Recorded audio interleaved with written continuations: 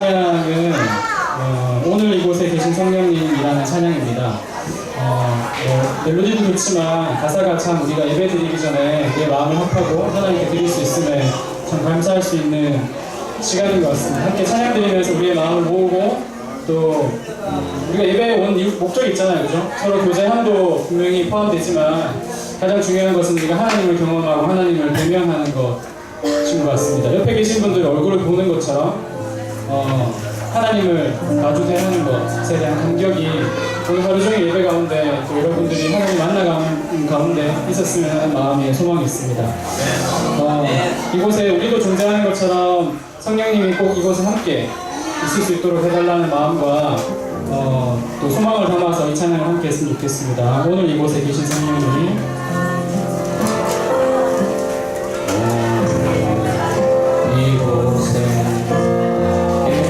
성령이 우리에게 말씀하시고 우리를 가르치소서. 같이 우리 마음 열어주시고 주의 빛으로 밝혀 우리를 인도하소서. 주님보다 서지 않고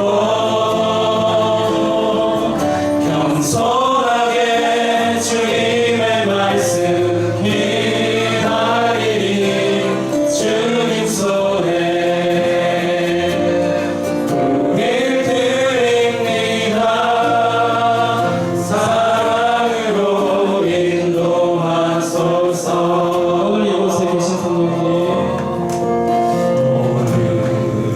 이곳에 계신 성령님 우리에게 말씀하시고 우리를 가르치소서.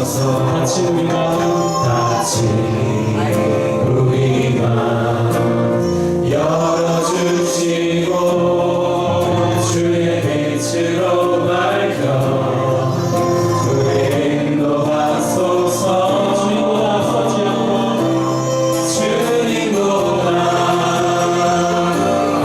서지 않고 겸손하게 주님의 말씀 기다리니 주님 손에 우릴 드립니다. 사랑으로 인도하소서. 주님보다 서지 않고 겸손하게 주님의 말씀 기다리니 주님 손에 우릴 드립니다. 사랑으로 인도하소서.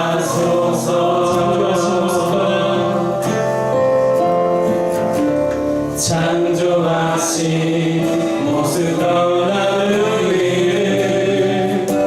예수님답게 빚으소서. 주님보다 앞서지 않고 겸손하게 주님의 말씀 기다리다 주님 손에 우릴 드립니다. 사랑으로 인도하소서. 우리 목소리로 말합시다. 주님보다 앞서지 않고 겸손하게 주님의 말씀 기다리니 주님 손에 우릴 드립니다. 사랑으로 인도하소서. 함께 기도했으면 좋겠습니다. 우리가 찬양했던 것처럼 주님보다 앞서지 않도록 해달라고 기도했으면 좋겠습니다. 우리 먼저 어쩌면 우리가 성령님을 구하긴 하지만 우리보다 먼저 앞서서 이곳에서 미리 예배를 준비하시고 우리를 만나기 원하시는 하나님 그분의 사랑을 우리가 느꼈으면 좋겠습니다. 그래서 절대로 우리가 앞서지 않고 기다리면서 겸손하게 주님의 말씀을 기다리는 이 자리, 그 가운데 우리를 산제사를 하나님께 드릴 수 있는 그런 시간이 되었으면 좋겠습니다. 예배를 위해서, 여러분의 마음을 위해서, 전체의 예배를 위해서 함께 기도했으면 좋겠습니다. 기도드립시다. 아버지여, 이 시간에 주시는 예배를 감사합니다. 주여, 아버지여, 하나님의 아버지, 또 한 번 볼 수 있는 시간을 되게 하시고, 아버지 신성의 은혜를 또 한 번 우리의 심령에 새기는 시간을 되게 하시고, 아버지여, 하나님의 하신 예수를 아버지 하나님의 시간을 되게 하시고, 하나님 앞에 서서 우리 아버지 주의 이름을 부르며 찬양하며 기도하며 나아갈 수 있는 시간을 되게 하시고, 우리의 예배를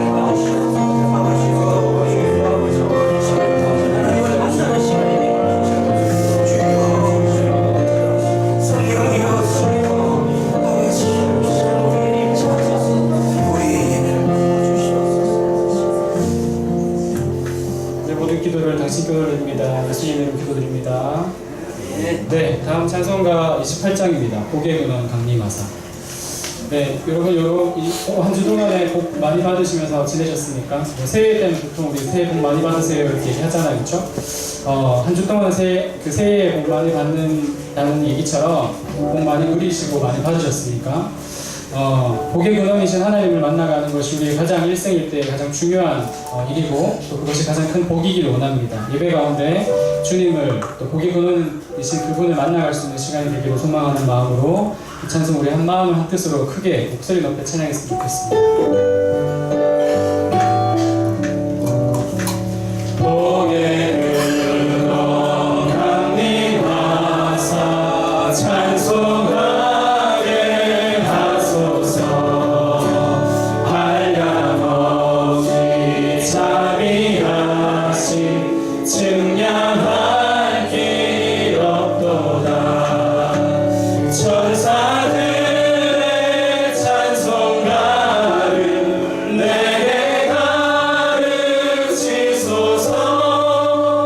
구속하신 그 사랑을 항상 찬송합니다. 주의 크신 도움과 이때까지 왔으니 이때까지 왔으니 이와 같이 천국에도 이르기를 바라네. 하나님의 품을 떠나 죄에 빠진 우리를 예수 구원하시려고 보혈 흘려주셨. 주의 귀한 은혜 받고 주의 귀한 은혜 받고 일생 빚진 자되네. 주의 은혜 사슬배사 나를 주께 내소서. 우리 마음은 연약하여 범죄하기 쉬우니 하나님이 받으시고 천국 이를 치소서. 네. 아멘.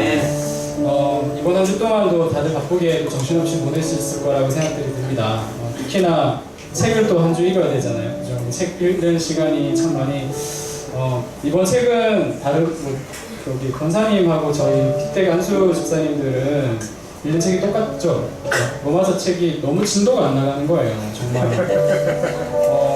이게 도대체 제가 문제인 건지 아니면 옮기니가 번역을 잘못해서인 건지 제 생각할 때는 그 맥체인 목사님은 당연히 문제가 없을 것이지만 자꾸 의심이 자꾸 생기는 거예요. 진도가 잘 안 나가서.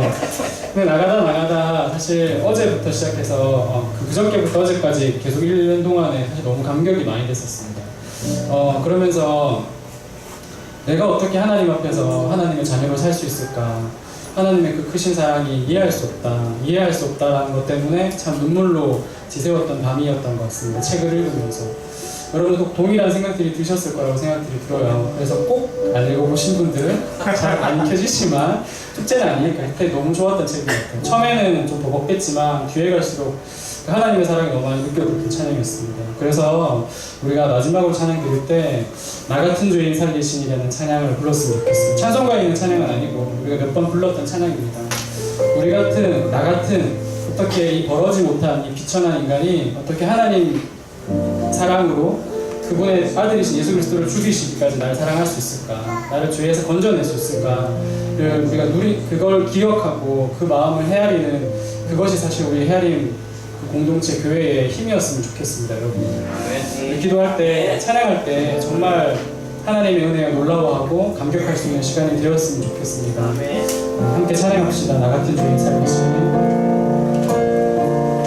나 같은 죄인 살리시 주는 은혜 놀라워 잃었던 생명 찾았고 광명을 얻었네 큰 죄악에서 건지신 큰 죄악에서 건지신 주의 고마워 나 처음 믿는 그때 나 처음 믿은 그 시간 귀하고 귀한 주님을 찬양합시다. 주 찬양. 주 찬양 주 찬양 새 마음 다해 주 찬양 주 찬양 내 생명 소리 높여서 찬양합시다. 이제껏 내가 산 것도 주님의 은혜라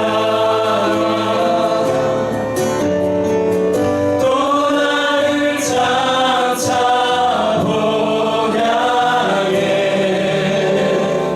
인도해 주시니 거기서 우리 영원히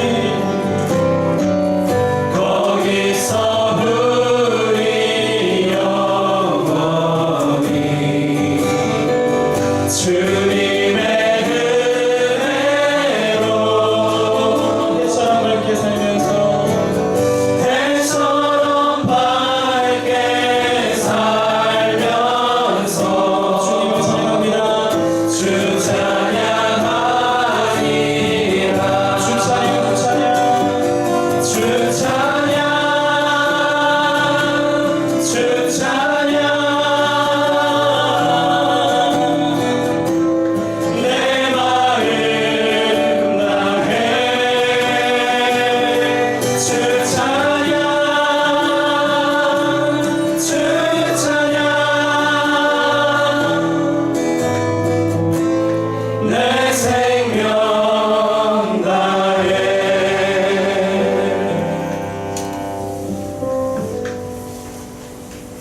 여호와는 나의 목자이시 내게 부족함이 없으리로다. 그가 나를 푸른 풀밭에 누이시며 쉴만한 물가로 인도하시는도다. 내 영혼을 소생시키시고 자기 이름을 위하여 의의 길로 인도하시는도다. 내 평생에 선하신가 인자하심이 반드시 나를 따르리니 내가 여호와의 집에 영원히 살리로다. 아멘. 우리 다 같이 일어나셔서 왕이신 나의 하나님을 고백하며 찬양하도록 하겠습니다.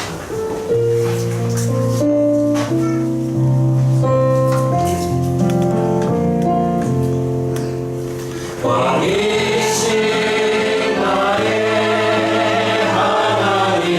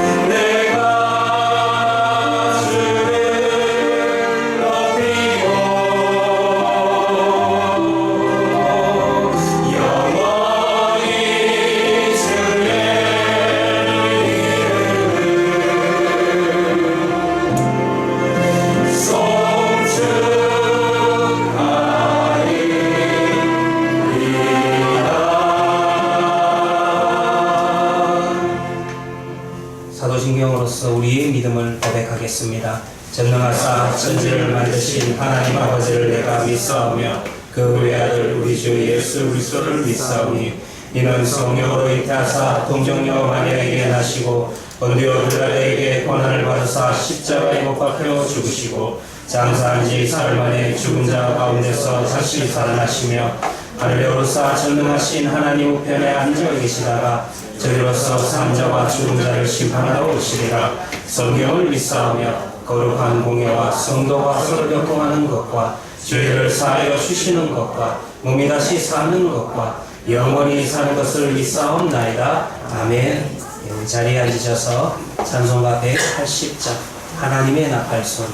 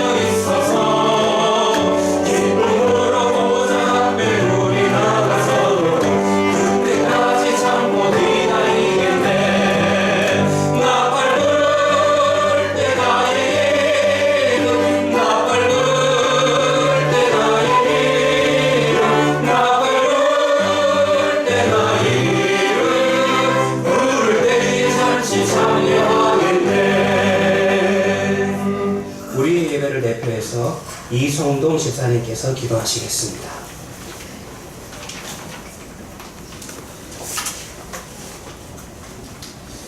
기도드리겠습니다. 사랑이신 하나님, 오늘도 하나님의 이름으로 이곳에 모이도록 하시고 당신의 이름을 찬양하고 얼굴을 대할 수 있는 기회와 시간과 공간을 허락해 주셔서 감사드립니다.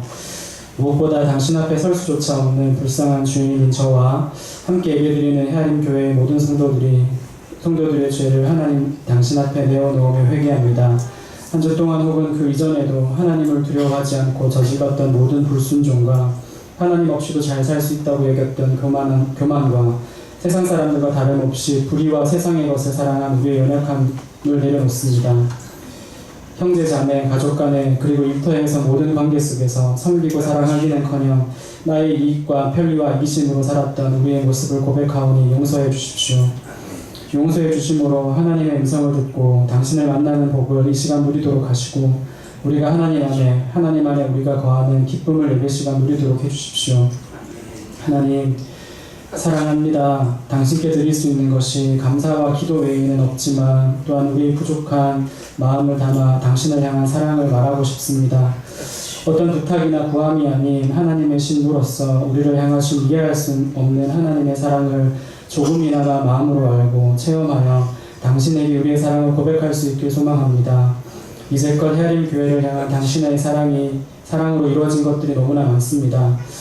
하나님의 우리를 향한 사랑의 말씀인 성경만을 온전히 전하기에 모든 삶을 바치시는 귀한 목사님을 이곳에 허락하신 것, 말씀 중심으로 주일 학교를 섬겨가기에 애쓰시는 전도사님과 사모님을 세우신 것, 2년에 가까운 시간 동안 매일 주일마다 당신의 은혜를 헤아릴 수 있는 이 공간을 허락하신 것, 눈에 보이진 않으나 교회의 행정 전반과 재정을 맡아 자신의 일처럼 섬겨 다른 형제 자매들이 편하게 교회 생활을 할 수 있도록 도운 총무팀을 세워주심과 유치부부터 청년부 이르기까지 한 사람 한 영혼 하나님을 아는 지식을 전수하고 사랑을 전하기 위해 기도하고 깊은 고민으로 주일 학교를 세워가고 있는 교육팀이 있음과 하나님을 하나님답게 높이는 예배를 드리기 위해 성도들을 맞이하고 찬양을 준비하는 예배팀의 수고가 있음에 생각지도 못했던 청년부가 생기고 구수가 늘어남과 함께 청년 그리스도인으로 이 땅을 살아가는 것에 대한 고민을 조금씩이나마 공유할 수 있는 시간들을 허락하시며 1, 2, 3교회 모임에 대한 사모함과 동역자의식을 심어주신 것에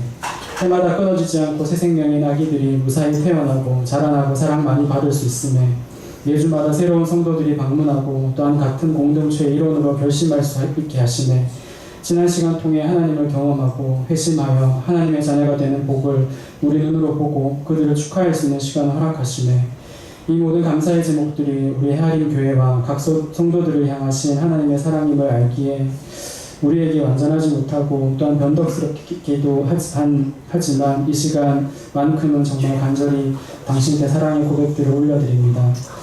하나님, 우리가 이렇게 우리에게 행하셨던 사랑의 열매들을 우리가 지금처럼 기억하고 있고 앞으로 일어날 일들도 신실하신 하나님의 손에 의해 순전히 이루어질 것들을 기대하고 있는 우리 헤아림 교회가 되도록 해주십시오. 교회의 건축, 영혼의 성장, 전도, 선교, 성도 간의 사랑의 자라남 등등 앞으로 펼쳐질 멋지고 아름다운 일들도 저희의 지혜와 계획이 아닌 하나님의 계획에 의지하여 온전히 순종함으로 행하여 눈으로 볼 수 있게 해주십시오.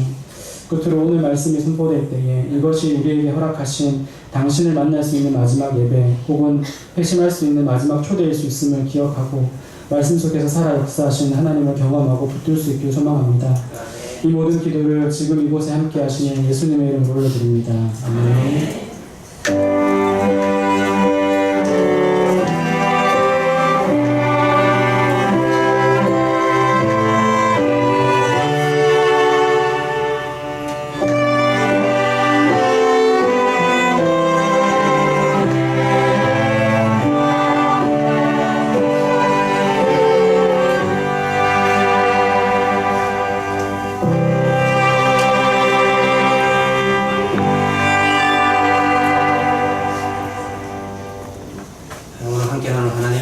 신약성경 마가복음 11장 19절 말씀부터 26절 말씀까지입니다. 제가 갖고 있는 성경으로는 신약성경 74면이 되겠습니다. 마가복음 11장 19절 말씀부터 26절 말씀까지 봉독해드리도록 하겠습니다. 그리고 날이 저물매 그들이 성 밖으로 나가더라. 그들이 아침에 지나갈 때에 무화과 나무가 뿌리채 마른 것을 보고 베드로가 생각이 나서 여짜오되 랍비여 보소서 저주하신 무화과 나무가 말랐나이다. 예수께서 그들에게 대답하여 이르시되 하나님을 믿으라. 내가 진실로 너희에게 이르노니 누구든지 이 산더러 들리어 바다에 던지리라 하며 그 말하는 것이 이루어질 줄 믿고 마음에 의심하지 아니하면 그대로 되리라.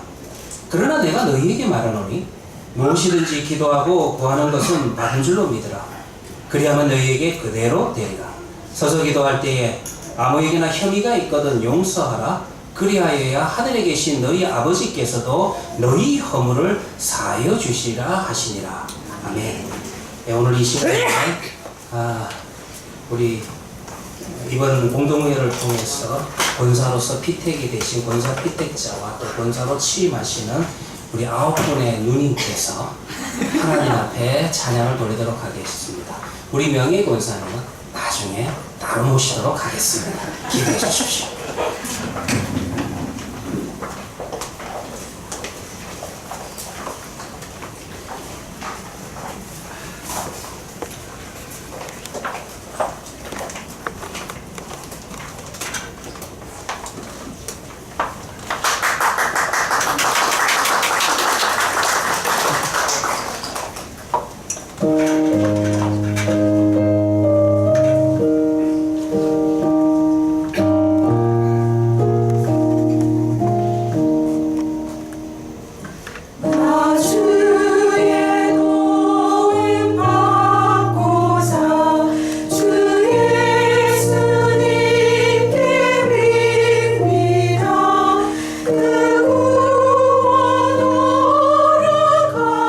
시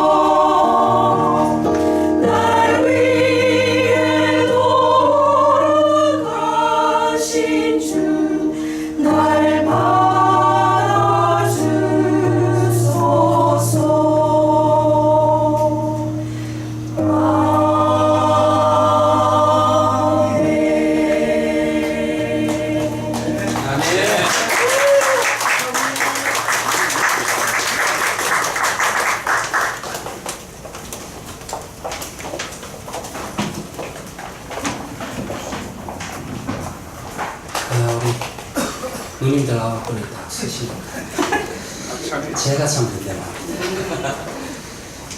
우리 하나님도 참으로 든든하게 생각하시라 했습니다. 기도하도록 하겠습니다.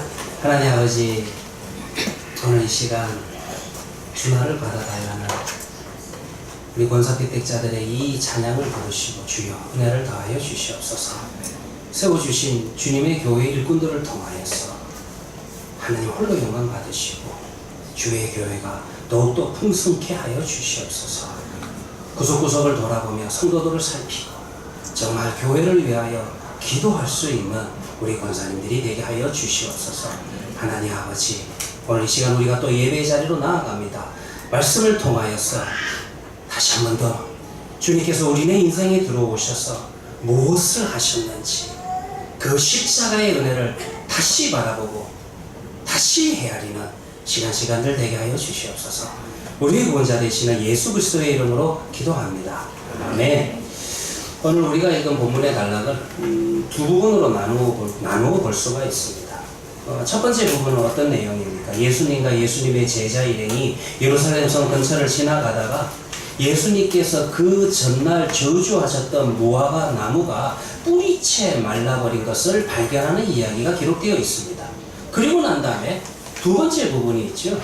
그 두 번째 부분은 어떤 내용이냐면은 이 일과 관련해서, 즉 무화과 나무가 뿌리채 말라버린 이 일과 관련해서 이 사건을 어떻게 이해해야 되는지 예수님께서 가르쳐 주시는 이야기가 또 뒤에 기록되어 있다는 것입니다.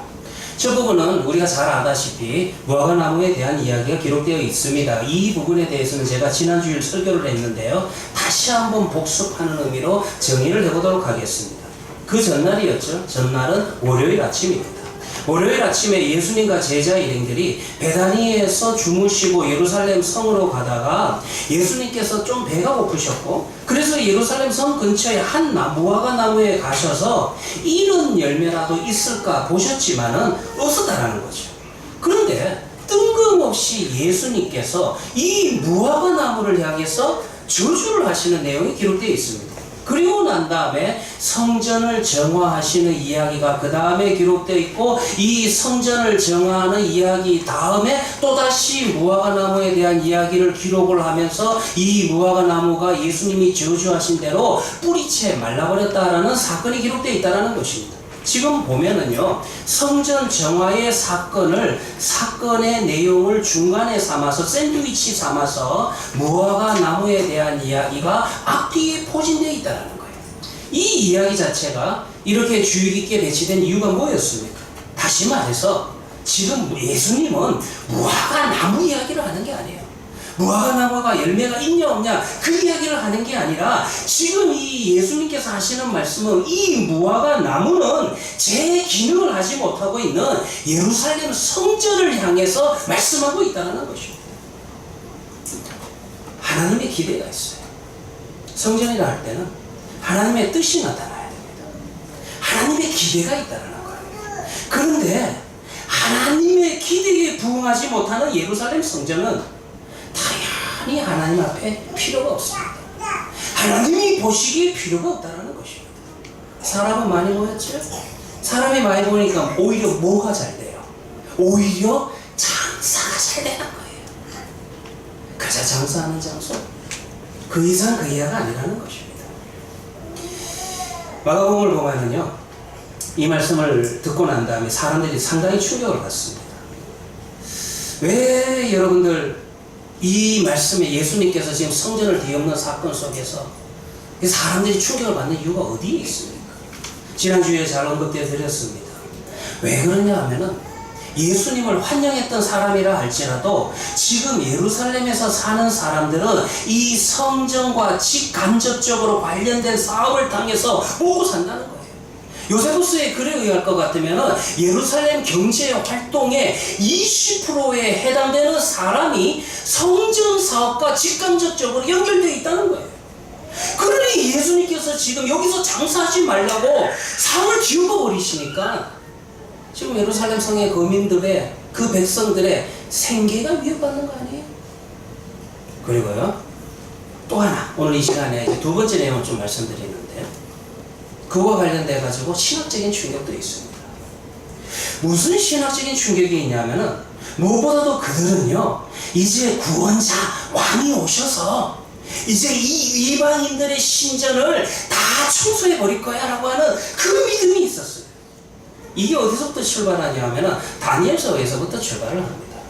다니엘서 11장 31절을 볼 것 같으면은 군대는 그의 편에 서서 성소 곧 견고한 곳을 더럽히며 매일 드리는 제사를 폐하며 멸망하게 하는 가증한 것을 세울 것이며, 이게 여러분들 다니엘서 얘기하고 있어요. 이 말씀은요 이제 다니엘이 예언을 하고 그리고 그 시점으로부터 약 300년이 지나서 성취가 되게 된다는 것입니다. 그러니 다니엘서에서 다니엘이 기록을 할 때 다니엘의 입장에서는 이것이 미래에 대한 예언이 되는 것이고, 지금 21세기를 살아가는 우리에게 있어서는 성취된 역사를 본다라는 거예요. 나중에 여러분들 다니엘서를 자세하게 공부할 날이 오겠지만은 성경을 읽을 때는요 중복적 성취라는 게 있습니다. 무슨 말이냐면은 항상 구약에 예언된 예언의 말씀은 가까운 미래를 예언합니다. 그래서 이 예언이 성취가 돼요. 그런데 예언이 성취가 됐으면 더 이상 이 성경이 필요 없을 것 같지만 오고 가는 모든 세대에게 여전히 성취가 될 뿐만 아니라 한 번 성취로 끝나는 것이 아니라 그 다음 성취가 또 있다는 것이에요. 이것이 징조가 되어서 그 다음에 일어날 사건도 우리에게 보여주고 있다는 것입니다. 무슨 말이냐 하면요 일세적인 성취는 안티오쿠스 에피파네스, 우리가 일반적으로 안티오쿠스 4세라고 하는데 이 안티오쿠스 4세에 대한 내용이 지금 다니엘서 11장에 기록된 거예요. 그의 존재에 대해서 이렇게 길게 예언하는 이유는 그가 나중에 예루살렘을 괴롭힐 장본인이요 또 나중에 먼 장래에 미래에 등장할 예수님이 재림하기 바로 직전에 등장할 적그리스도의 모형이 바로 이 사람이 된다는 겁니다. 이 사람은 어떤 일을 저질렀냐면 예루살렘을 점령하고 난 다음에 약탈하고 유대교를 흔적도 없이 말살시키기를 원합니다. 그 대신에 헬라인들의 사상과 문화와 종교를 강제적으로 그들에게 주입시키기 위한 정책을 펼치게 됩니다. 여러 가지 악한 행위를 하게 되는데 그 중에서도 유대인들이 치를 떠는 게 뭐냐 하면은 유대인들에게 행한 악행 중에서 가장 큰 악행은 예루살렘 성전에 있었던 번제단을 치워버리고 거기에다가 제우스의 신상을 세운 거예요. 정말 끔찍한 사람입니다. 그래가지고 이들은요 다니엘서의 말씀이 예언이 이제 나타났구나. 그러면 이제 그 다음에 다니엘서에서 이 환란이 언제 끝날 것인가, 그들이 기다린 말씀이 다니엘서 12장 7절의 말씀입니다. 무슨 말씀이냐 하면은 영원히 살아계시는 이를 가리켜 맹세하여 이르되 반드시 한때 두때 반때를 지나서, 계산하셔야 되죠? 한때 두때에서 반때, 그러니까 3.5가 되는 거예요. 그래서 여러분들 이거를 근거로 해가지고 나중에 주님이 재림하실 때 7년 대환란이 있는데 그 7년 대환란을 절반으로 나누어서 3년 반 이야기를 할 때 그 근거가 되는 게 다니엘서에서 출발을 합니다. 그렇게 해석하면 안 돼요. 그런데 한때 두때 반때를 지나서 성도의 권세가 다 깨지기까지니 성도의 권세가 그들의 입장에서 깨졌죠? 그렇게 되면 이 모든 일이 다 끝나리라 하더라. 그러니까 지금 이들은 한때 두때 반때, 그래서 언제 이것이 끝날까? 이 말씀을 근거로 해가지고 그들은 왕이 다시 오시면 이방인들의 신전을 청소할 거라는 그 믿음이 있었어요.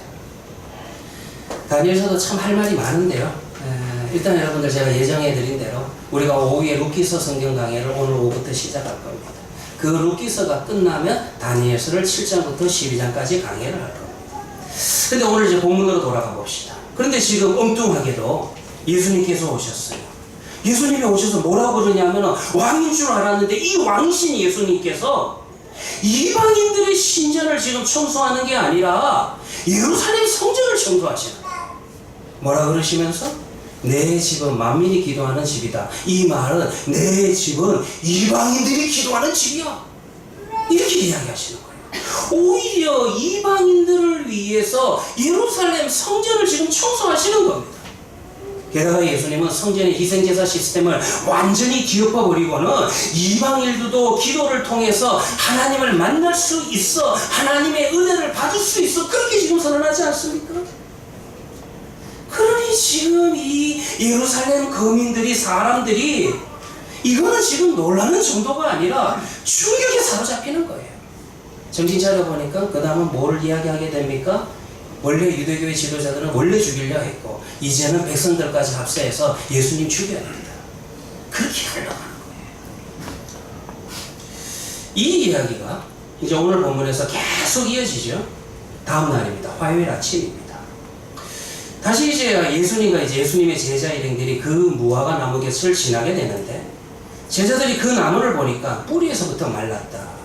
그 나무가 완전히 죽어 있는 것을 보게 됩니다. 그래서 진짜 가운데 베드로가 예수님에게 이 사실을 알립니다. 근데 예수님은요, 그 무화과 나무가 뿌리채 마른 것을 보시면서도 이렇다 저렇다 따로 말씀하지 않고 오히려 문제가 그 다음인데 마가복음을 볼 것 같으면 이 이야기 다음에 예수님이 무슨 말씀을 하셨는지를 기록해 놓고 있습니다. 이 이야기 다음에, 이 사건 다음에 무슨 이야기가 나와요? 하나님을 믿어라. 하나님을 믿어라. 자, 지난주 설교와 오늘 설교의 서론을 통해서 무화과 나무와 성전이 연결이 되는 건 좀 이해가 되셨죠? 아직도 이해가 안 되면 저는 할 말이 없습니다. 이 두 개의 사건이 연결이 되는 것은 이해가 되셨을 건데 또 이 사건과 하나님을 믿어라, 하나님을 믿는 것은 무슨 연결고리가 있습니까? 그리고 계속 여러분들 제가 읽었지만 다시 한번 읽어드릴게요. 더욱이 예수님은 그 다음 말씀이 하나님을 믿으라고 하시면서 그 믿음에 대해서 이렇게 말씀을 하세요. 23절 유명한 구절이죠. 내가 진실로 너희에게 이르노니 누구든지 이 산도로 들려 바다에 던지리라 하며 그 말하는 것이 이루어질 줄 믿고 마음이 의심하지 아니하면 그대로 되리라. 이렇게 이야기했어요. 그리고 이 믿음에 대해서 또 그 다음 말씀은 기도로 연결을 합니다. 24절이죠. 그러므로 내가 너희에게 말하노니 무엇이든지 기도하고 구하는 것은 받은 줄로 믿어라. 그리하면 너희에게 그대로 될 것이다. 그리고 더 흥미로운 것은 이 기도에 대한 말씀이 그 다음에는 용서에 대한 말씀으로 연결이 되죠. 25절이죠. 서서 기도할 때에 아무에게나 혐의가 있거든 용서하라. 그리하여야 하늘에 계신 너희 아버지께서도 너희 허물을 사하여 주시리라 하시니라. 11장이 어떻게 구성되어 있습니까? 무화과 나무가 나오고 성전에 대한 이야기가 나오고 또 무화과 나무에 대한 이야기가 나오고 그 다음에 믿음에 대한 말씀이 나오고 그 다음에 기도에 대한 말씀이 나오고 그 다음에 용서에 대한 말씀이 나오고 이 지금 주제가 연결이 됩니까? 지금 주제가 마치 제가 어떻게 표현할까요? 개구리가 발짝발짝 뛰듯이 발짝발짝 막 뛰는 그런 모습으로 보입니다. 자, 중요한 것은 오늘 본문에서 예수님은 무엇을 말씀하고 계시는 겁니까? 제자들 이해했을까요? 사실 여러분들 복음서 보면 예수님의 제자들이 언제 이해한 적이 있습니까? 오늘 본문에도 보면 제자들이 질문을 안 해요. 질문을 안 하는데 제가 볼 때는 다 이해가 됐기 때문에 질문을 안 하는 거겠죠. 우리 헤아리교회 성도님들은 지금 이해가 되십니까? 이 본문들 23절, 24절, 25절 독립적인 한 개의 구절로는 다 잘 알려져 있는 말씀입니다. 우리가 암송도 참 잘하잖아요. 그런데 이렇게 연속적으로 붙여놓으니까 좀 고민이 된다는 것입니다. 이 각각의 구절 사이에 어떤 연결성이 있습니까? 어떤 연결점이 있습니까? 이 질문에 대답하기 위해서는 11장을 다 11절부터 한번 살펴봐야 됩니다. 우리는 여러분들 11장의 이야기를 살펴볼 때 이 11장에는 두 개의 큰 단어가 나타났죠. 두 개의 큰 상징적인 주제어가 있는데 그 주제는 성전과 무화과나무입니다. 그런데 우리가 먼저 성전에 대해서 생각해 봅시다. 성전이라고 하는 것은 예수님께서 왕, 즉 메시아의 모습으로 예루살렘에 입성해서 성전에 가셨습니다. 그런데 예수님께서는 놀랍게도 거기에서 이방인들의 신전을 치우는 것이 아니라 오히려 제사를 위해서 각종 소모품을 팔고 있는 제사장의 허락을 받은 장사꾼들을 다 추천해 줬어요. 그리고 이 성전은 모든 사람들이, 모든 이방인들도 하나님께 올라와서 기도할 수 있는 장소다라고 그렇게 선언을 하시죠. 그리고 여러분들, 무화과나무에 대해서 다시 한번 생각해 봅시다. 지금 여러분들 무화과나무를 놓고 버리신 예수님의 행동은 누가 보더라도 이 예루살렘을 중심으로 오랫동안 이어져 내려오던 유대교에 대한 심판을 보여주는 거예요. 너희 유대교가 이렇게 될 것이다. 물질과 행위 구원을 중심으로 한 유대교의 심판을 선언하는 거죠. 창조주이신 하나님께서는 예배자들을 통해서, 그 예배자들의 모임을 통해서 원하시는 게 뭡니까? 성전을 허락하신 이유가 뭐였어요?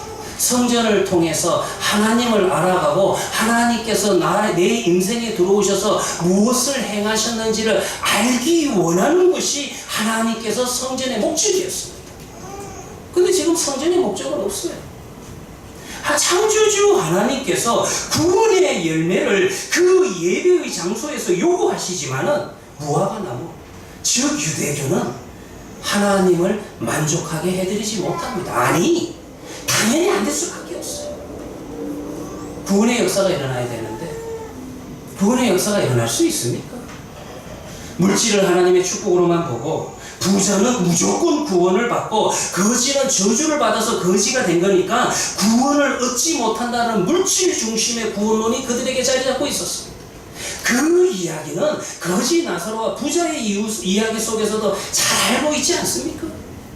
그리고 율법 전수를 수량화합니다.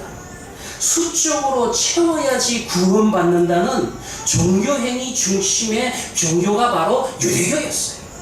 마가복음 10장에도 잘 알고 있는 것처럼 부자 청년이 예수님에게 나와왔을 때 첫 번째로 질문했던 내용이 무엇이었습니까? 무엇을 행하여야 내가 구원을 받으리까? 자기가 율법 잘 지켰는데도 여전히 더 지킬 게 뭐가 있느냐? 이게 유대교예요.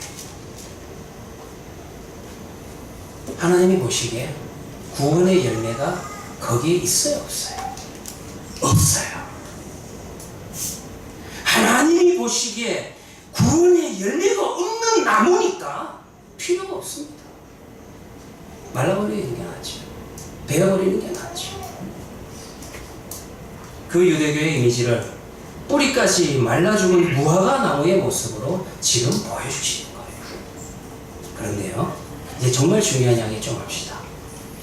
그럼 오늘 본문은 우리가 여기서 끝내면 될까요? 야, 그렇구나. 유대교는 구원이 없구나. 유대교는 망해도 되는구나.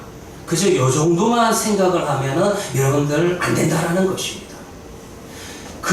그리고 난 다음에 예수님께서 계속 말씀을 하시는데 예수님께서 계속 주시는 말씀은 여전히 문맥과 맞지 않습니다. 우리가 이것을 어떻게 이해해야 될까요? 우선 무화과나무가 말라 죽었다는 그 베드로의 보고를 들었던 예수님께서 처음으로 하신 말씀을 다시 한번 기억해 보시기를 바랍니다. 뭐라 그러셨죠?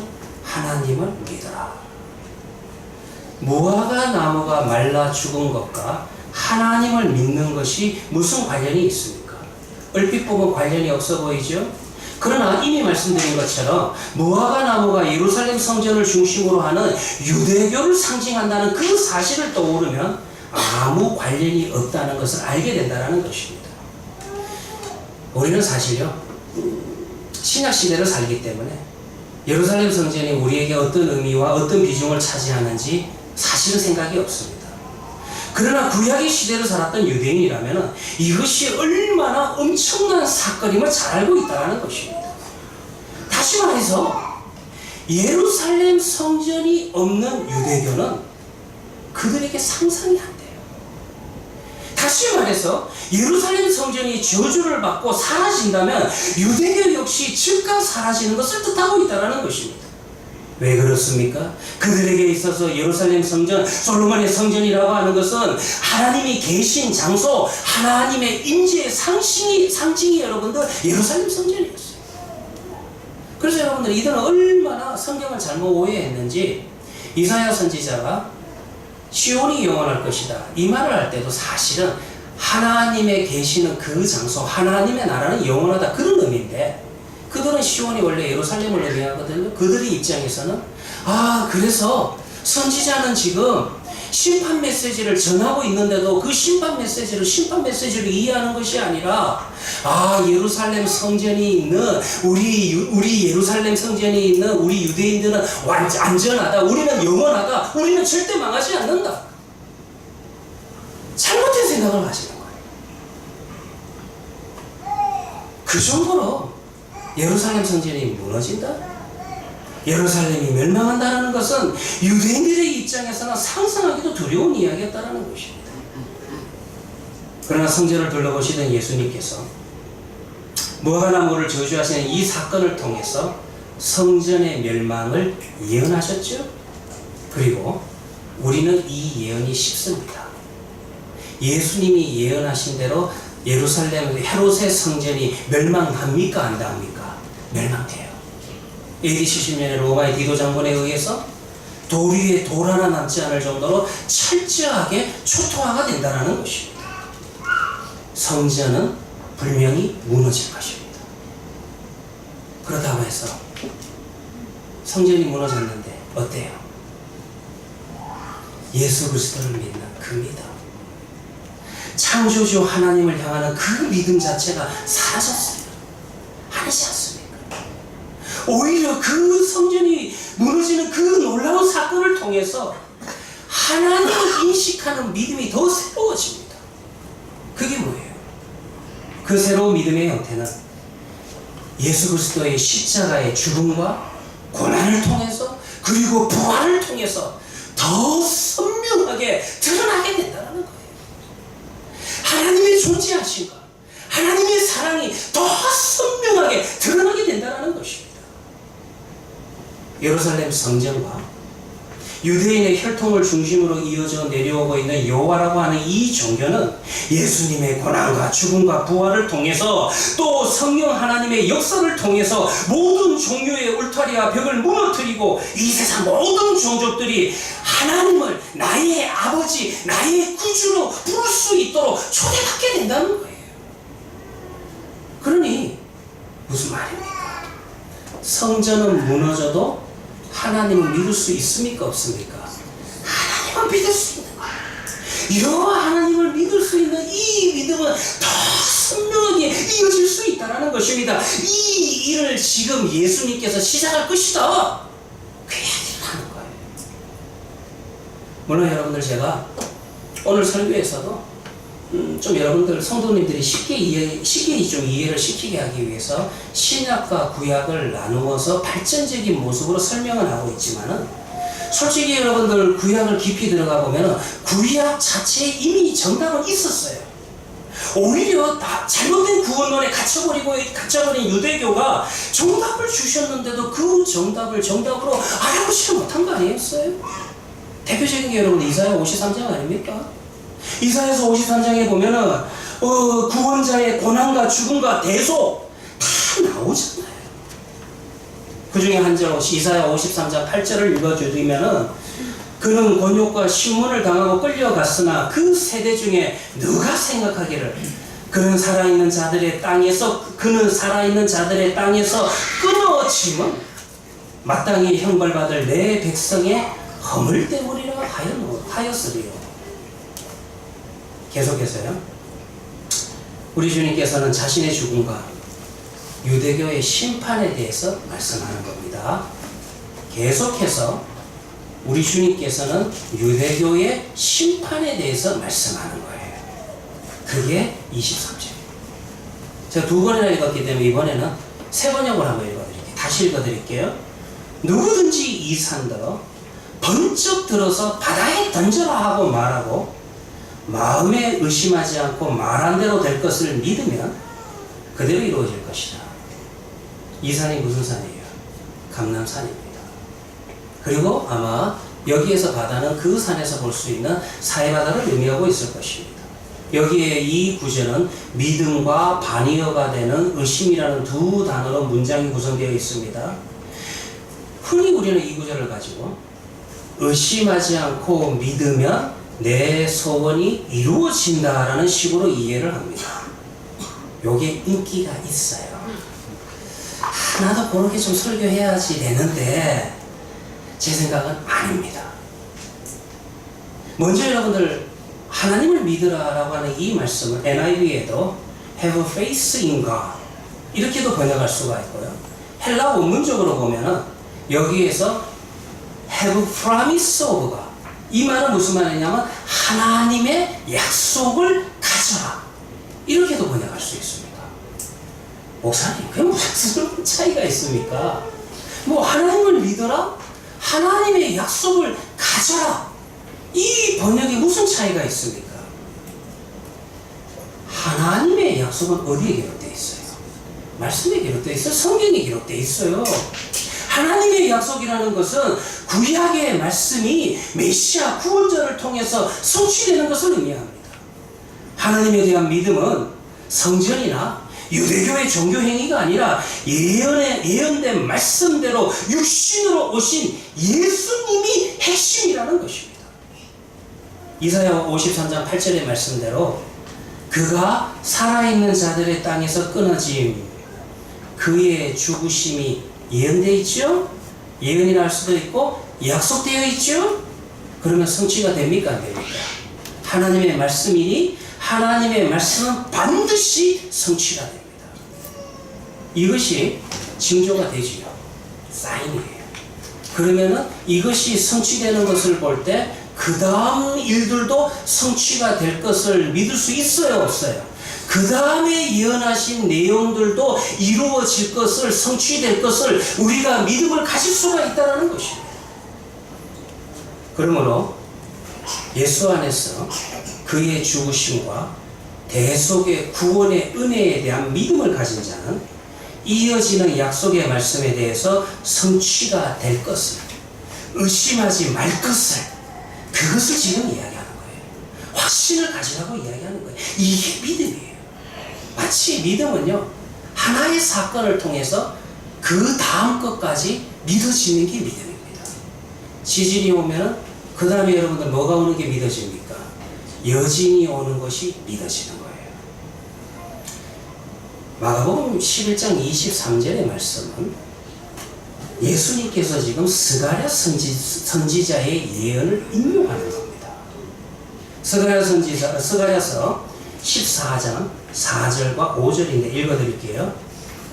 그날에 그의 발이 예루살렘 앞 곧 동쪽 감람산에 서실 것이요 감람산은 그 한가운데가 동서로 갈라져서 매우 큰 골짜기가 되어서 산 절반은 북으로 절반은 남으로 던져질 것이요 그 산골짜기는 아셀까지 이를지라 너희가 그 산골짜기로 도망하되 유다왕 우시야 때에 지진을 피하여 도망하던 것 같이 하리라. 나의 하나님 여호와께서 임하실 것이요 모든 거룩한 자들이 주와 함께 하리라. 지금 여러분들 이 스가랴 14장에서 스가랴 선지자는 심판의 때에 예루살렘이 위험에 빠지고 심판의 재앙이 임할 것을 예언하고 있습니다. 그런데 궁극적으로는 구원자가 예루살렘에서 최종적으로 권세를 잡으시고 승리할 그날에 대한 기대를 선언하고 있는 거예요. 이 이야기를 지금 예수님이 합니다. 23절은 어디에 속해 있는 내용이라고요? 여전히 예루살렘 성전의 심판에 관한 내용을 이야기하고 있는 것입니다. 이 이야기를요 마태복음 21장 21절을 보면 좀 더 이해하기가 쉽습니다. 마태는 어떻게 기록했냐면은 이 무화과 나무에게 된 이런 일만 할 뿐 아니라 이 말이 있어요. 무화과 나무와 뭐가 같다? 지금 23절이 같다는 거예요. 이 산더러 들려 바다에 던지리라 하여도 될 것이다. 이제 예수님께서 예루살렘에 오신 것은 무엇하러 오신 거예요? 왕이 되러 오시는 겁니까? 로마 제국을 물리치러 오신 거예요? 아니잖아요. 오히려 십자가에 달리시고 고난받으시고 죽으실 겁니다. 이것이 하나의 징조가 되어서 그 다음 뭐가 될 것이다? 예루살렘 성전은 심판받을 거지만 그래도 하나님에 대한 믿음은 더 선명하게 드러나게 될 것이다. 좀 더 설명해 드릴게요. 지금 여러분들이 이해를 하시는지 못하시는지 모르겠는데, 자, 무화과 나무가 나왔죠? 이 무화과 나무는 뭐를 상징합니까? 성전을 상징하죠? 그러면 오늘 23절에 여기에서 산, 감람산, 일반적으로 예루살렘 감람산은 어디를 무엇을 상징합니까? 성전을 상징하는 거예요. 무화과 나무, 성전, 이 산을 던져. 잘 생각하시고요. 그 다음에 무화과 나무가 말랐죠? 무화과 나무가 마른 것은 성전이 어떻게 되는 거다? 심판받을 것이다. 그런데 이 산을 들어서 바다에 던진다? 무엇을 말하는 겁니까? 성전이 심판받을 거다는 그 사건을 지금 이야기하고 있는 거예요. 맞죠? 우리는 여러분에게 어렵지 않아요. 왜냐하면 우리는 이게 다 성취된 걸 봤잖아요. 예루살렘 성전은 무너질 것입니다. 아니, AD 70년에 무너졌습니다. 그러나 유대인들이 연상하듯이 하나님이 사라졌어요? 하나님이 사라진 것은 아닙니다. 예루살렘 성전이라는 형태는 사라졌지만 그 성전의 주인이 되시는 여호와 하나님은 여전히 존재하시고 오히려 더 분명하게 드러나고 있다는 것입니다. 그러므로 우리 주님께서 이 상황 속에서도 하나님을 믿으라는 그 말씀을 먼저 하신 것은 너희가 이제는 성전이 아니라 성전이 가르치고 있는 여호와 하나님을 똑바로 봐라, 여호와 하나님을 바로 믿어라, 그 말씀을 하는 거예요. 오히려 지금 성전은 하나님을 보게 하는데 방해가 되니까 하나님은 지금 치워버리는 것입니다. 유대교로 불리는 예루살렘 성전을 상징으로 하는 이스라엘의 민족 종교는 사라질지 몰라도 아직 사라지진 않았어요. 여호와 하나님은 예수 그리스도의 십자가의 죽으심과 사망 권세를 이기시고 부활하심을 통해서 이스라엘이라고 하는 국경과 그 혈통을 초월해서 오히려 온 세상 만백성의 하나님, 온 우주의 창조자이심이 드러나게 되실 거라는 거예요. 그러니 믿음의 주체는요, 하나님이기 때문에 여기에서 하나님의 약속을 가져라. 믿음의 주체는 누구예요? 나예요? 하나님이에요? 하나님이에요. 이걸 여러분들 자꾸 잘못 생각해가지고 내가 믿음 가진 것을 가지고 내가 가졌다라고 생각을 하면 그 다음 뭘 요구하게 됩니까? 하나님, 내가 믿어줬으니, 기도도 했으니, 헌금도 했으니, 내 이거 필요한데 들어줘야지요. 하나님을 협박하기 시작하는 거예요. 이걸 믿음이라고 이야기해요. 믿음의 주체가 하나님이니까 오히려 우리 사람의 입장에서 볼 때는 그 사람은 어떤 신분이든 어떤 혈통이든 다 상관이 없는 거예요. 그가 누구든지 믿음을 가지면 됩니다. 그 믿음이라는 게 뭐예요? 그 말하는 것이 이루어질 줄 알고 믿고, 이게 믿음의 핵심이에요. 자, 이루어졌죠? 예루살렘 성전을 바다에 던지셨어요. 그렇지요? 그래도 우리는 하나님을 믿습니다. 제가 참 답답한 건, 여러분들 유튜브 같은 데 보시면 제가 질문도 많이 받았고 글도 많이 써서 보내드렸어요. 주님 오실 때가 다 됐다 하면서 그 징조에 대해서 이야기하는, 제가 여러분 재림의 주님을 기다리고 그 징조를 날마다 이 땅에서 찾는 그 믿음을 그 믿음에 대해서 그 잘못됐다 이야기하는 게 아니에요. 우리 역시 그런 믿음을 가져야 돼요. 근데 황당무계한 이야기를 합니다. 예루살렘에서 밑에서 법궤가 발견됐는데 오히려 이스라엘 정부가 이것을 공개하고 있지 않다. 그 위에, 그 법궤 위에 예수님의 십자가의 피가 발견된다. 재미는 있어요. 예루살렘 성전이 다시 회복되고 있다. 다시 지어지고 있다. 예루살렘 성전이 다시 지어지면 우리 주님 다시 오신다. 이런 이야기의 핵심, 신학적으로 결정적으로 틀린 이야기가 뭔지 알아요? 우리에게 이제 더 이상 법궤가 필요합니까? 우리에게 더 이상 예루살렘 성전이 필요합니까? 우리가 이스라엘 혈통이 필요합니까? 아니잖아요. 근데 왜 자꾸 그때로 돌아갑니까? 이게 진짜 제가 볼 때 음모 같아요. 그러므로 말하는 그대로 이룰 줄 믿기만 하면, 이 말을 정확하게 다시 말하면 하나님께서 말씀대로 약속을 이루시는 것이 믿어진다면 하나님의 말씀하신 것이 그대로 이루어지는 것을 우리의 눈으로 보게 됩니다. 이걸 이 믿음이라고 하는 거예요. 주님께서는 믿음에 대해서 설명하고 계세요. 무슨 말입니까? 믿음이 있을 때 그가 믿는 대로 될 것이다, 이런 뜻으로 해석해서는 안 됩니다. 하나님을 신뢰한다면 하나님께서 약속의 말씀대로 그 일을 행하는 것을 보게 된다, 이런 의미로 해석해야 된다는 겁니다. 권사님들 숙제 있습니다. 잘 들으셔야 됩니다. 눈 뜨시고.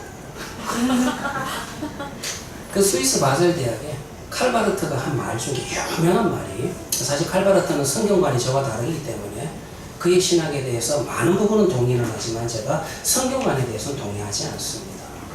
그럼에도 불구하고 타임즈가 20세기 최대의 인문학자 중에 한 명을 뽑은 사람이 바로 칼바르트라는 신학자예요. 대단하긴 대단하죠.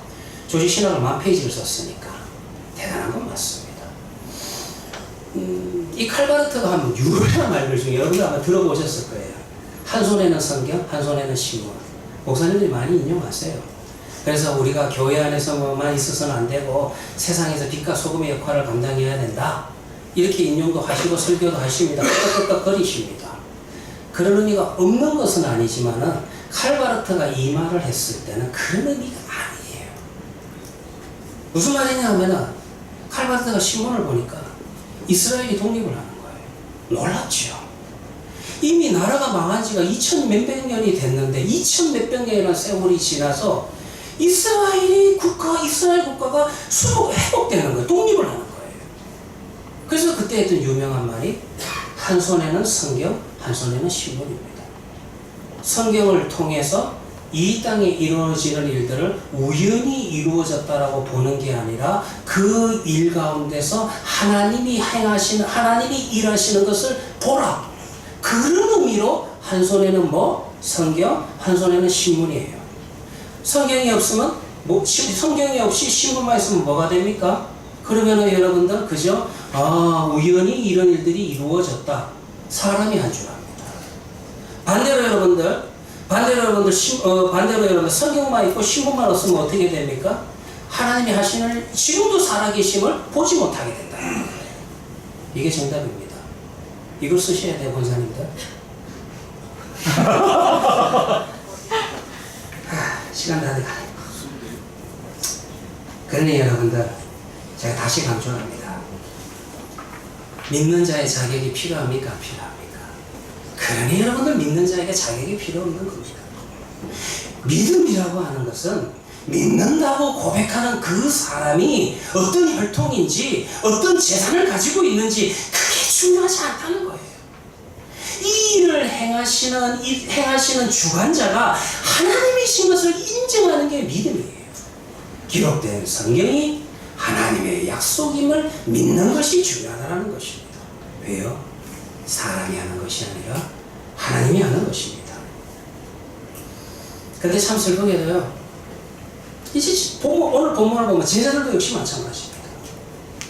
지금 말씀을 따라 하나님의 뜻을 따라 단호하게 죽음의 길을 앞서가시는 우리 예수님의 모습을 보면서도 예루살렘 성전 없는 구원의 길을 아직도 의심하고, 아직도 믿지 못하고, 아직도 두려워하는 거예요.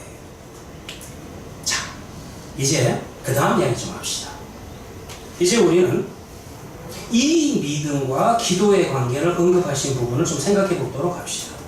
주께서 말씀하셨죠. 이 믿음에 대해서 이렇게 이야기하시고 난 다음에 그 다음에 기도에 대한 이야기를 주시는데, 무엇이든지 기도하고 구하는 것은 받은 줄로 믿어라. 이 말이 무슨 말씀이냐면, 자, 내가 성경이 믿어집니다. 이게 참 중요합니다. 성경이 하나님의 약속임이 믿어집니다. 성경을 통해서 하나님께서 하신 일과 하실 일들을 알게 됩니다. 그러면 그 다음 뭐 해야 돼요? 그 다음에 기도하는 거예요. 이 일을 하나님께서 하실 것을 아는데, 그러면 나는 뭘 해야 돼요? 나는 하나님의 아들과 딸로서, 하나님의 언약 백성으로서 기도의 방법 이외에는 무엇으로 이 구원의 역사에 동참할 수 있겠어요? 기도하는 것밖에 없다는 것입니다. 그러므로 여기에서도요, 우리 주님께서 이야기하시는 것은 기도의 능력이 아니라 기도의 의미입니다. 그래서 여러분들 이걸 갖고 또 기도의 능력으로 생각을 하는데, 그래서 기도했는데 이루어지면은 네 믿음이 크다, 그 이야기를 해요. 근데 기도한 대로 이루어지지 못하면은, 그래서 이루어지지 못했다는 말은 절대 안 합니다. 부끄러워가지고. 그래야 기도가 이루어지지 못하면은, 아, 내가 의심이 많아서 그래, 내 믿음이 작아서 그래. 하나님 보시기에 무슨 큰 믿음이 있고 작은 믿음이 있겠어요? 기도의 의미가 뭐예요? 기도는요, 내 뜻을 이루는 수단이 아닙니다. 내가 믿는 바, 그것을 이루시는 분이 하나님이심을 고백하는 행위가 기도입니다. 다시 말해서 나와 하나님과의 관계를 인식하고 고백하는 자리가 기도라는 겁니다. 그렇게 할 때 하나님께서 계획하시고 하나님께서 약속하신 그 다음 약속이 또 믿어져요. 그 다음 약속이 뭐죠? 다시 오신 재림의 그날에 대한 기쁨이 있고 즐거움이 있고 소망이 생기는 거예요. 믿어지는 거예요. 그때 우리는 우리의 필요보다 하나님께서 지금 무엇을 요구하고 계시는지 하나님의 요구에 눈을 뜨게 된다는 것입니다. 이와 같은 기도를 통해서 믿는 나와 믿음을 이루시는 하나님의 관계가 제대로 고백이 될 때 그 다음 일어나는 놀라운 결과가 뭐라고요? 바로 용서가 경험하게 된다는 겁니다. 그 결과가 용서예요. 우리는 믿음을 통해서 구원을 얻었다고 합니다. 구원은 저도 뭐 그렇게 설교를 합니다. 1차적으로 영원한 죽음에서 벗어나서 영생을 얻은 것이 구원이라 그렇게 이야기합니다.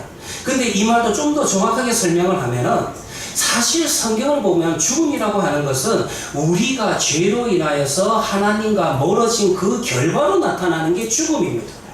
다시 말해서 구원이라고 하는 것은 내가 영생을 얻는 것, 그것만이 구원이 아니라 가장 본질적인 문제는 나와 하나님과의 관계가 정상적인 관계로 이 어그러진 관계가 회복되는 것을 의미하는 것이 구원이라는 거예요.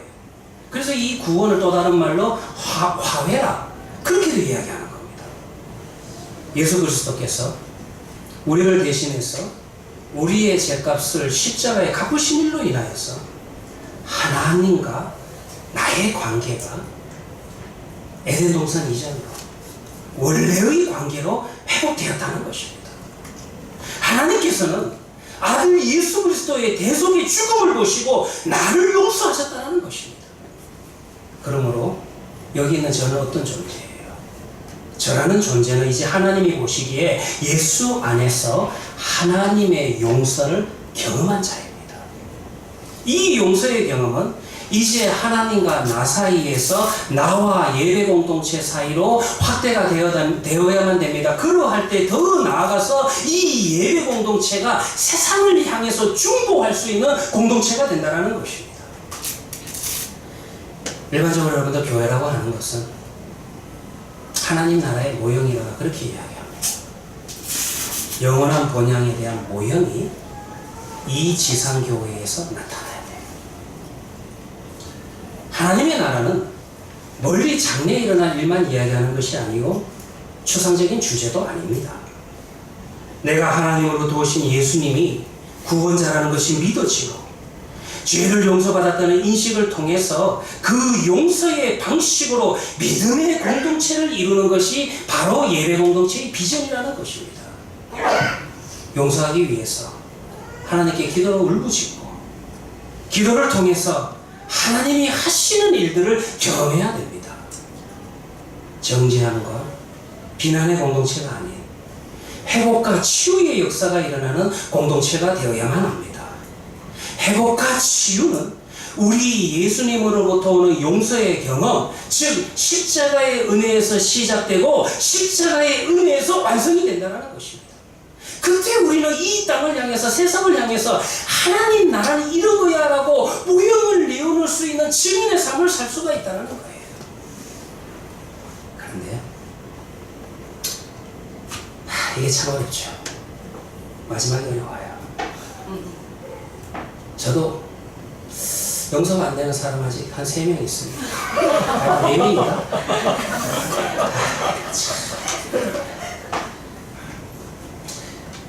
우리의 경험 안에서 이 용서라고 하는 것은 차라리 죽은 것 같습니다. 왜 제가 이런 표현을 하냐면은, 우리 사회에서 흔히 하는 말이 내 눈에 흙이 들어가기 전까지는 안 된다. 이 말이 뭐예요? 나를 죽이지 않으면 용서할 수 없다. 내가 죽어야 용서할 수 있다. 이게 우리의 고백 아니에요. 우리의 용서는 어디서부터 시작할 수 있습니까? 사람은 용서할 수가 없어요. 용서하는 척할 뿐이죠. 정말 진정한 용서는 예수 그리스도의 대속의 죽음에 대한 인식이 있어야 됩니다. 그 체험이 있어야 돼요. 그것을 기초로 해서 우리는 용서할 수 있다는 것입니다. 자, 다시 한 번 더 이 용서의 말씀 바로 앞에 기도가 언급되고 있는 것을 주목해 보시기 바랍니다. 이것이 무슨 의미이겠습니까?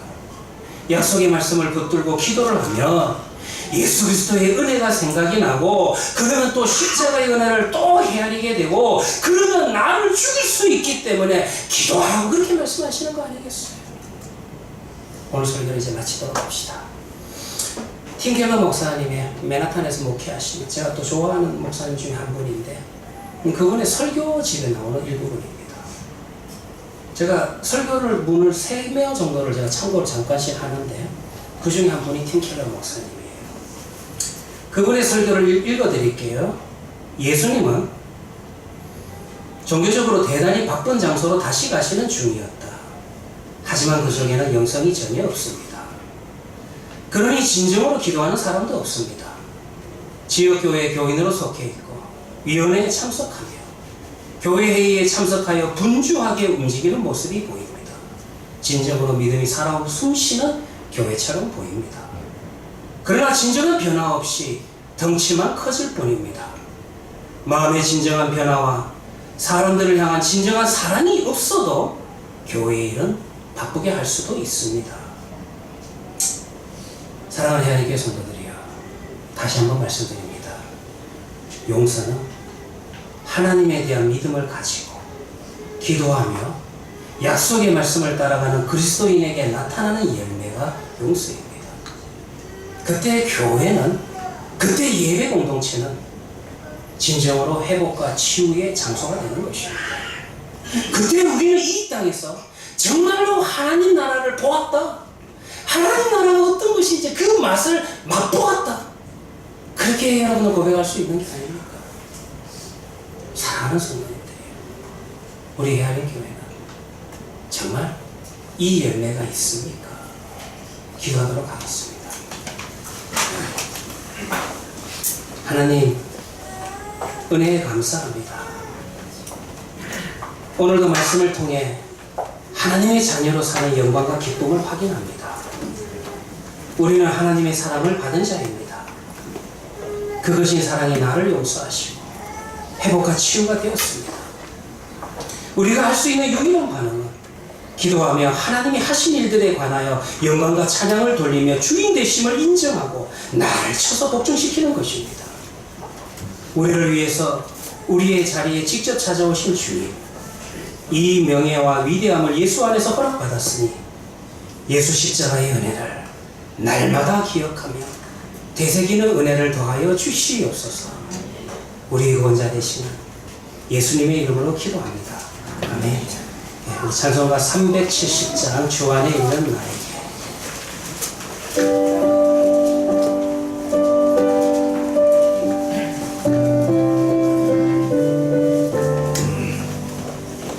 주 안에 있는 나에게 당근심이 있으면 십자가 밑에 나가 내 짐을 주님을 찬송하면서 할렐루야 할렐루야 내 앞길 멀고 험해도 나 주님만 따라가리 그 두려움이 변하여 내 기도 되었고 전날의 한숨 변하여 내 노래 되었네 주님을 찬송하면서 할렐루야 할렐루야 내 앞길 멀고 험해도 나 주님만 따라가리 내 주는 자리 가셔서 늘 함께 계시고 내 꿈이 밤을 하시고 늘 채워주시네 주님을 찬송하면서 할렐루야 할렐루야 내 앞길 멀고 험해도 나 주님만 따라가리 내 주 안에 주 너냐는 영불변하시니 그 나라 가기까지는 늘 보호하시네 주님을 찬송하면서 할렐루야 할렐루야 내 앞길 멀고 험해도 나 주님만 따라가리 기도하겠습니다. 우리의 자리에 직접 찾아오신 주님, 날마다 우리에겐 은혜밖에 없습니다. 그 은혜를 기억하고 고백하고 찬양하며 살아가는 인생들이 되게 하여 주시옵소서. 예수 그리스도 안에 있는 우리에게 무슨 딴 근심이 있겠습니까? 오직 십자가 밑에 나가서 내 모든 의심과 염려를 주님 앞에 내어놓고 살아가는 인생이 되었으니 하나님 감사합니다. 이제 내 삶에서 일어나는 모든 일들이 하나님이 함께 하심을 볼 수 있는 믿음을 더하여 주시옵시고 하나님이 하셨다라고 고백할 수 있는 고백을 더하여 주시옵소서. 주여, 여기에 우리의 물질이 있습니다. 이 물질 역시 하나님으로부터 왔습니다. 하나님이 주셨습니다. 그렇게 고백할 수 있는 우리의 아버지의 물질이 되게 하여 주시옵소서. 이제는 우리 주 예수 그리스도의 은혜와 원하신 하나님의 사랑과 성령의 감화 감동하시니 우리 주님 다시 오실 그 날에 대한 즐거움과 기쁨과 확신을 가지고 살아가는 해안의 교회 성도들의 머리 위에 지금부터 영원까지 함께 있을지어다. 아멘.